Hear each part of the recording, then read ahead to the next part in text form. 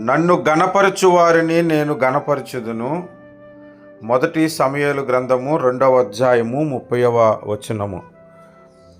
దేవుణ్ణి మనం గణపరుస్తున్నప్పుడు దేవుడు మనలను గణపరుస్తాడు అంటున్నాడు. కనుక స్తుతులతో గణపరుద్దాం, పాటలు పాడి గణపరుద్దాం, సువార్త చెప్పి గణపరుద్దాం, మంచి క్రియలు చేసి ఆయన్ని గణపరచుదాం.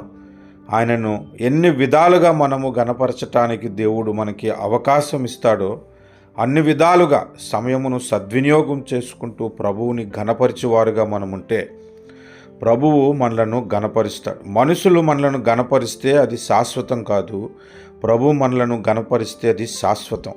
ఆ శాశ్వతమైన ఘనత మనం పొందుకున్నట్లుగా ప్రభువుని గణపరుద్దాం, ప్రార్థిద్దాం.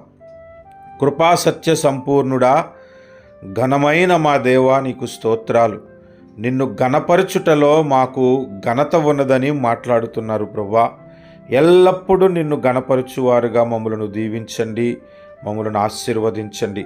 స్తుతుల ద్వారా, ప్రార్థన ద్వారా, పనుల ద్వారా, సువార్త ద్వారా, క్రియల ద్వారా, నీ నామమును కీర్తించుట ద్వారా నిన్ను గణపరచువారుగా మమ్మలను చేయమని యేసుక్రీస్తు నామమున ప్రార్థిస్తున్నాము పరమ తండ్రి.